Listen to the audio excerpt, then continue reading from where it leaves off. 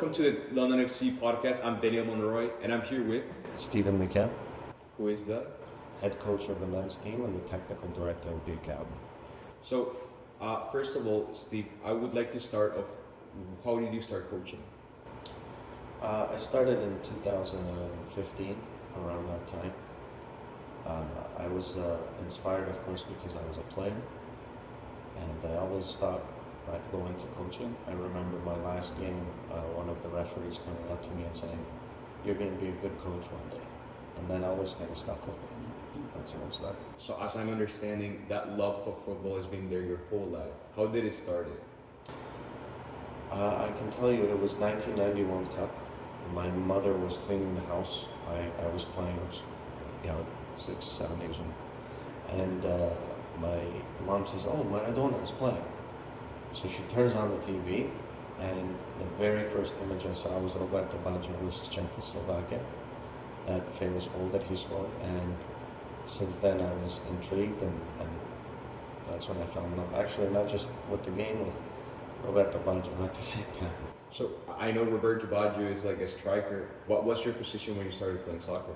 I was a striker, but in my day there was like a second striker, which was kind of the same position as Roberto Baggio. I remember Zidane described him as a 9.5, because he wasn't exactly a striker. He was a playmaker, like a number 10 and a number 9, and that's how we described. He was in between both. Exactly, and I was the same. We were the same player. Where did you start playing? Here in Canada or back in Iraq? I started playing here in Canada, organized around 8, 9 years old. At that time, I had joined a Catholic soccer league, which was called the CSI, believe it or not, and it was a team called St. Andrews. And that's when I started playing organized. And what was the highest level that you got playing soccer? The CPSL. I played in the first division of Canada, yeah. And at the time. Can you describe, like, when you were a player, like a good experience, like that you had, like the best experience? Maybe, I don't know, winning a title. Yeah, winning the championship obviously was a big one. I remember the year before losing, and that really sat with us. I remember, we were young, hot-blooded, throwing out our second place medal. Nobody wore it. That's the kind of attitude we had in those days. We were not very proud of it. So the next year we came back with a pension. Believe it or not, we went undefeated in the second part of the season. So how was that, like, change from going from a soccer player to becoming a coach? How did it happen? Yeah. So first and foremost, what happened was in our day when the league was, it kind of was shut down. Most of the players just went on, get a normal life, family, kids, go back to school, whatever it was. And I went into the automotive industry, and football was kind of forgotten. Toronto FC came, I believe, in 2006, and it was just like a reignition of football, and clubs started to pay coaches, volunteer coaches started to fade out, licenses started coming in, so that really kind of pushed football to another level, and I started seeing like friends of mine, for example, become coaches, and I figured I want to do the same. I want to get back in the game, and it was difficult at the time because I was a manager in the automotive industry, so, and if you know anything about the automotive industry, you have no time or days off. But I made it work, and eventually I gave up a very good position for $400 a month. For the love of soccer. That's right.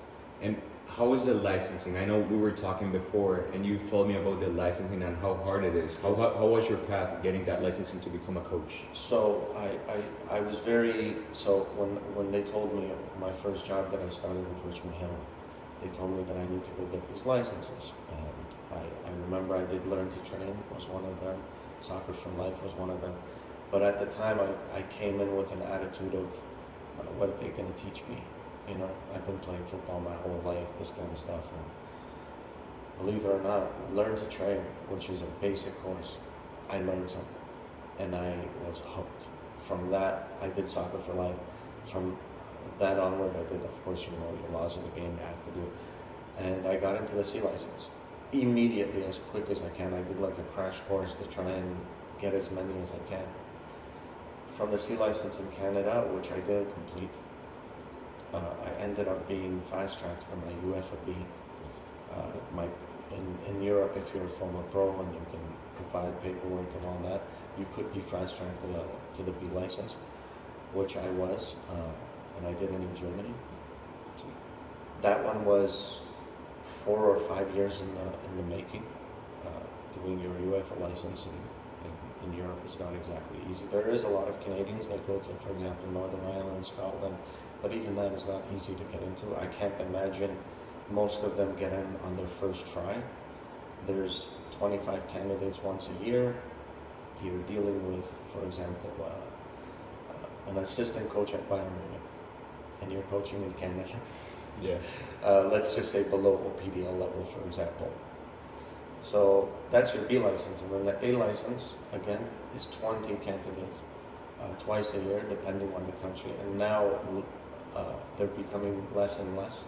Some federations are just canceling it. There's like an overflow of licenses in Europe right now, and there's not enough teams, and the licenses are not cheap. And just getting in is very difficult. Like I said, I started coaching in 2016, and I didn't complete my A license until 2025. Something that we want to change is the way that people view Canada and soccer. Like, it's not tied at all as a sport in a country. What would you say was the hardest part of coaching in Europe coming from Canada? Being Canadian. When you arrive in Europe, the Western countries, the France, the Germany, all that, they're a little bit more accepting because they're adapting the Western culture still, so they're kind of like us.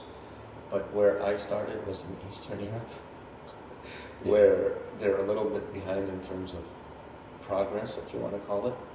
So it was extremely difficult landing there as a Canadian. I was blessed to meet a very powerful person who took a liking to me and helped me. He was the president of my soon-to-be club at the time, so that really, really helped. And if I didn't have that, there was no chance I was going to be. If you don't have a contact in Europe or someone of power that can help you, it's very difficult to get in. Through your whole career in North America and Europe, what would you say was the toughest part in your whole career? Getting a job. Getting a job? Yes. And when I say getting a job, making it your full-time job. There's many part-time jobs you can go get. Here in Ontario, for example, it's quite easy. There's a lot of clubs looking, especially if you have a license. B or higher you're pretty much guaranteed a job anywhere in Ontario because we have so many clubs. But in Europe is completely different in terms of the full-time jobs. You're competing with former professionals, national team players. For example, before I took the job in London, I was offered a job in second division Belgium, a team called Olympic Charleroi. And the candidate that we were the final two, the candidate is a former legend who played for the team that the fans have a song about. Of course. So it was a clear choice even before the final stages went. Absolutely. So yeah. You say like that was like one of your options before coming to London. How did that happen? How did you apply for London? They called you. How did it happen that you came here to London? So I have an agent in Europe he was the one that mentioned my name for the Olympic. He has a friend of his who eventually became an owner of the team, so that's how the connection was made. Of course. For London was I came back to Christmas time for 9 days to visit my family, and I had to do some paperwork for my son back in Hungary to naturalize him here in Canada. Yeah. And a friend of mine said, "Hey, would you come back to Canada and coach?" Mm-hmm. And I said, I don't believe so. I don't want to leave my family. But there's only one club that I would come back for. As jokingly, Okay. I said as London FC. Mm-hmm. And he said, why? And I told him in 2016 I came here. For me, when it comes to League One, community, fans, stadium, just everything at your disposal, London FC is about it. They've always been like that. And 2 or 3 days later, I received a phone call from David DeBen, sporting director of London FC, and I couldn't believe it. And we had a quick interview, we spoke a bit, and a few days later he sent me a proposal. And you just started in February, you just told me, right? Yeah. What could you, if you could compare, or well, not compare, but I'm pretty sure you know how was the last season of the team, last year of the team. Yes. How do you think you're going to change that last result from last season to this league that is upcoming right now? So, like I said before, I don't compare seasons. Everything's different. Every coach goes through a different type of problem. The problems from last year were different from the problems of this year.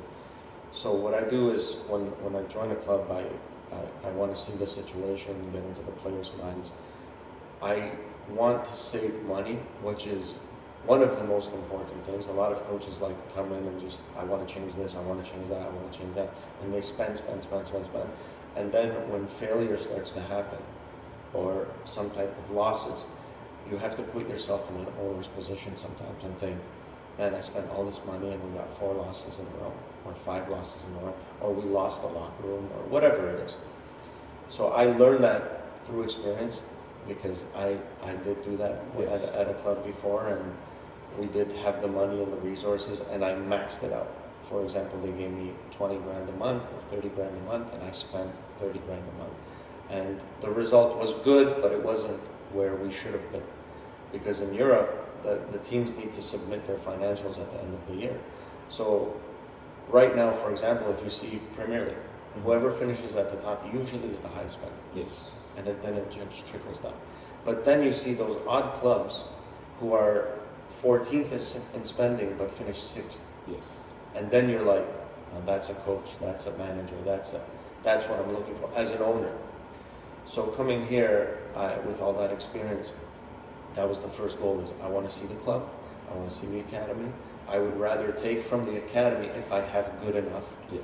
The only way I will bring in foreign is if it's levels above where we're supposed to be. And if you see the signings that we did, for example, the 2 Bahamas national team players, in my opinion, are above the level we are playing. So no problem, I don't mind bringing them in. But most of the players are from London, from our academy, have been here for years, and that's I think very important going into the season. In terms of changing, for me this year, speaking with the owners, the goal is to give experience to the young ones, to our academy, let them see that there's a pathway for them, and to build a foundation of them understanding wearing the badge, playing for London, and so on. So you want to be mindful about the economic state of the club before doing any movement, we could say. Absolutely. And as a goal for this season that you would say to yourself, or that you would set for the whole team, what would you say is your goal? First and foremost, the goal is always the championship. That's, I think, every team's goal without a doubt. One that would make me extremely happy is to have all of our academy players at the starting level. That for me would be a dream. This is top goal, which I think is very possible. Seeing our L2 and the rest of our academy, I think we have a lot of potential for that. And also talking about, like, what was the biggest accomplishment you've done as a coach in your whole career? The biggest accomplishment, I think, was a few. Getting a high position job in Europe is extremely difficult, and being able to say I coached pro in Europe as a Canadian is for me was a big achievement. Of course, the trophies, winning whatever I did here in Canada were of course big, but the relationship built with those winning those trophies has been a big accomplishment for me. And believe it or not, the A license. The A license, I mean, I just remember getting accepted into it. And that was a big accomplishment for me because of how many times I applied, where I applied, and just being accepted was best accomplishment. Just talking a little bit about play style, what is the way you like your teams to play? Just so the fans can get to know your ways. So my philosophy, my principles of play have changed drastically over the years when I started. Yeah. Now of course, possession is something everybody loves, but at the same time, I like goals. I like to score goals. So very direct. quick up the field forward. It's, I mean, you'll hear that a lot from coaches, but I like exciting football. So I like constantly go down, put pressure, let the wingers go, put the ball over the head, and let's get down the pitch as quick as possible. So it'll be that. But two, I'm still working on the team, and we're still finding what formation we're going to play, and it's going to be, in the end, the principles will show. That's the most important thing. We know soccer or football for us is the fastest, or one of the fastest growing sports in Canada and North America, I would say. How is London FC or FC London and you as a coach are helping to that progress here in the country? So we are an elite academy, Pro-Am, and what we do is we provide high quality coaching, and we try to educate as much as possible. We're a club that invests in coaches as well, not just the players. So the board will consistently bring in guest speakers. For example, this year I'm working on bringing coaches from FC Union Berlin, bringing coaches from Hungary who have worked at the Barca Academy in Real Madrid to educate our coaches, because at the end of the day, they are the ones that are teaching the players, and the more quality we put into them, the quality trickles down to the academy, and that's how I believe we're contributing to Canadian soccer, is putting so much investment into knowledge. We know the World Cup is coming soon in 2026, like this year here in Canada. Yeah. I don't think we won't see the results of the impact maybe in 10 years. How would you like to see soccer in 10 years here in Canada? I would like to see full stadiums. I would like to see 16 teams in our first division. I would like to see a second and a third division. And of course the promotion relegation continues on. And yeah, I would like to see a clear pathway for players to academy, to OPDL, to whatever it is, go on, so on and so forth, and reach the highest level. And eventually, our national team is made up of CPL players, which we know is a distance away, but that would be a dream. And also, what is the difference of FC London to the other teams in the league? We differ in, like I said, a few ways. Coaching, education. I've had the privilege of working with a few clubs here in Ontario, so I've seen the way they run. Some of them give a coach a team and say, this is your team, make sure the numbers are there, and that's it. You have other teams that have coaches meetings once a month, but it's not so much guest speakers or knowledge. It's just like, what do you think, how can we do better? But with FC London, like I said, in terms of the coaching education, we really invest in it. If there's courses that you want to do, even if they're in the States, they'll pay for everything. And of course, the unique pathways that we offer. We have the pathway of MLS, we have the pathway of CPL, we have the pathway of Europe, South America, of course with former colleagues that worked here before, so we have a vast network. And we have the college route. I've never spoken to as many college coaches in my life like I have in the last 2 weeks. It's been unbelievable, and I think just this year alone, we're probably going to get 20 or 30 scholarships. That's the whole experience. And I would like to say, if you would like to say something to the fans as a last message or something, inviting them to come to the games maybe. Absolutely. This year, actually April 11th will be our first match against Oakville Blue Devils. It's a cup match. It's a very difficult match. Oakville is in the Premier, and as you know, we're in the championship, so we need all the help that we can get. We're going to play hard. We're going to try to win this game. We're going to try to go on to the next level, and we really need you to come out. We would love your support. The players would love your support, and I look forward to seeing everybody. Yeah, that's why you fell in love with London, because of the fans. Absolutely. Yeah. Absolutely. Yeah. Well, thank you for your time, Steven. Yeah, that was a great time. Thank you for having me. Yeah,